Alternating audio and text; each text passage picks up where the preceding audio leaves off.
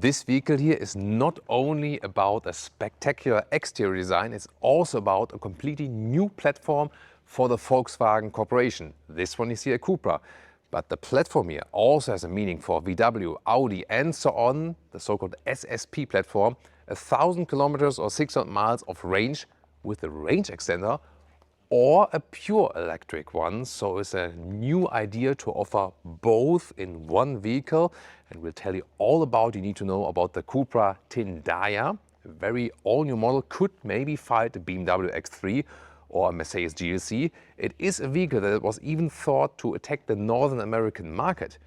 And what about this platform, this new technology concept?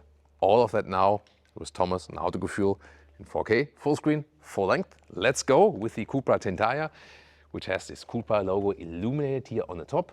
It's a matte gray finish as the paint, feels really nice, you can even hear that.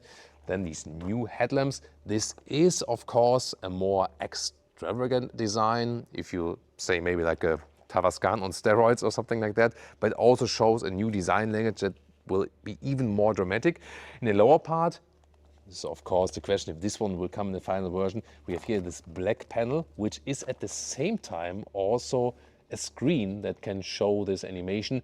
At this moment, I would say it's probably not legal, at least not in the European Union. Here on the top, you can see this cutting out. It is actually a frunk, and it's actually two frunks, so one per side. And even more interesting, it's not only for the full electric version, but also for the range extender version, because then you will have a 1.5 TSI petrol engine in the middle, and the frunk will be not that deep actually, but you still have two frunks also in the range extender version. And here we have 23-inch wheels, extremely large. Of course, they will be a little bit smaller in the final model.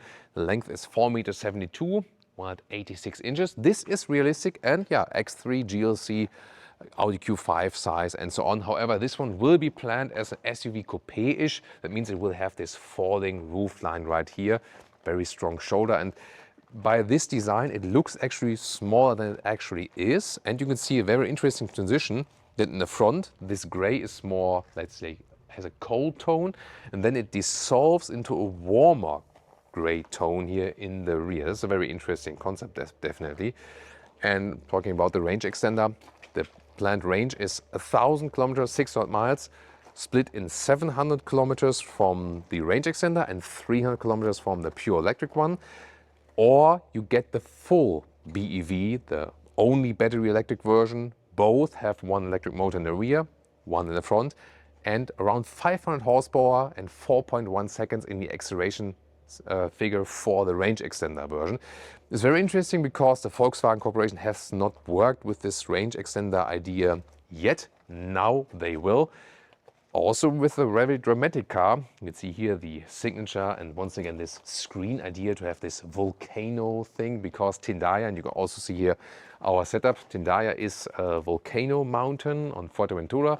It's the Canary Islands, and we've recently been there. We passed this mountain in the car. I didn't take a picture of this specific mountain, but Leah and I went hiking just close by, like a couple of 100 meters away on a different small volcano. So very beautiful area to do some holidays and so on, and spectacular landscape, as spectacular as this vehicle here is, with its really dramatic cutouts here as well and the illuminated Cupra logo. But will be even more interesting to really take a look at this platform called SSP, because as I said, also other brands in this corporation will use it, and will use it as a full BEV or this REV or REEV for range extender electric vehicle. And that might also be a thing, for example, for the Northern American market with long highways and so on, and where not maybe everyone has a charging infrastructure yet. However, due to the recent Trump tariffs, they postponed the idea to enter the Northern American market a little bit. So we have to see when this will come into place. This is also not a vehicle for next year. It will also take some more years until this actually can become reality. But the interior we can also take a look at, because this one has even more new ideas. So let's take a look at the interior, which has this spectacular suicide door system at this moment. This will not come in a standard car, but here by that, where you can take a better look at the interior, also in this volcanic style, so to speak, from the color world. Here, for example, new materials, the inside of the door. We can see here there's like a three-dimensional printing on the inside of the door, or soft materials. Here it shines through in this copper design. This will be a real switch then, for example, for the window lever, why not? And also interesting how they covered the lower part of the door. This, yeah, it's like velvet, it feels really nice. These seats have this flying effect. Ooh, there you can see this at the moment, the Cupra mode, with even more animation in the light. This steering wheel will be possible with steer-by-wire, and look at that. The top here, like with the airbag cover, it looks like a front hood of a Cupra car, and it also has this Formula 1 styling, also animal-free materials, interesting touch to it. And there you can see the animation, because it has no central infotainment. It has these instruments, and you can also see it on top. It has, you maybe know, like from the BMW panoramic vision. This is same concept, that you have an additional layer that goes all the way from left to the right. I can also play a little bit here with the boost mode, by the way. You can press the boost mode and you have an additional boost, for example. This will also be possible. This seat here has a neoprene-like texture, and also this three-dimensional layer. This looks like a passive seat massage, so to speak. And it will also have speakers inside the headrest. And this is here inspired by a shoe, like by sneaker design. It's also interesting, and here in the middle console, we have once again this structure, and this is a Triforce, so to speak, again, and you can activate, for example, this Cupra mode with clicking here, or switch it back again. And I can also go to the normal mode with pressing the letter part of the Triforce, and to the left part here, when I press here, then it switches to this, yeah, panoramic vision mode. Not sure if the Cupra calls it that way as well. Probably they're not allowed to. And we also have a special feature here, like a so-called heartbeat feature in the middle of the console. So to make it like a living creature, this surface here, see here, gives a little bit of resistance. And maybe, I don't know, when the Cupra mode is on, it can be possible that here, I can put my hand on it, that it breathes basically. Yeah, maybe heartbeat, maybe breathing. Would be slow heartbeat, right? So I would say like rather a beast breathing function, something like that. To the rear, see, we have like this 2+2 concept at the moment, but it will be a proper 5-seater. And they mixed here hard materials, like here, beginning in the rear. But then I thought, we don't want to make cut, it shall dissolve. And so here, basically it fades out, and everything that is once again in the front is more a soft touch atmosphere. That was also the other idea of it.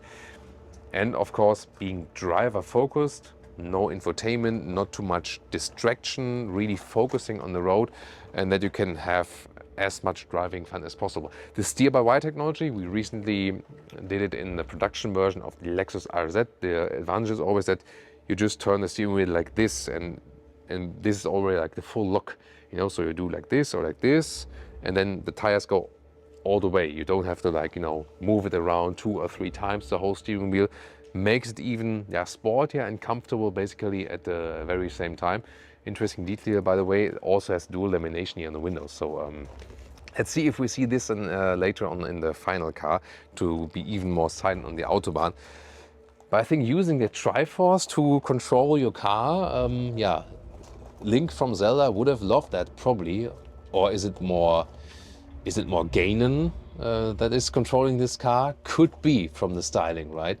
I think this one could be really carried over from the styling wise. It's interesting to have like a front hood as the airbag cover, you know, or what do you think about that? It's a pretty cool thing. And also the grab handling is like really sporty atmosphere, promises racing.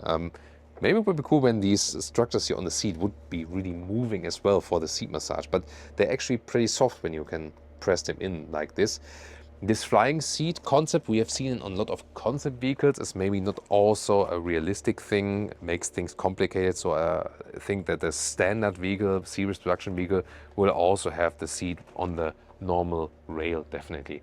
So exterior, interior, yes, in this case a little bit more dramatic than it is, but the core design language, this will come in the next Cupra models. And even more interesting that they use this new platform with the BEV or the REV. some things, for example, that the Chinese manufacturers are also trying to push to the European market, that they are saying they're range extenders. Why? It's also the thing that they do not pay the special EU taxes for BEVs on that one, which Cupra, by the way, also has to pay for their own Tavascan, because the Tavascan is paid in China. So you see the car world is getting more and more complex. Now we get a new platform, and when can we see something like this on the road, and maybe even in Northern America? This one probably rather towards 2030. So this is a real far outlook to the future. But we have more current models of Cupra for you right here.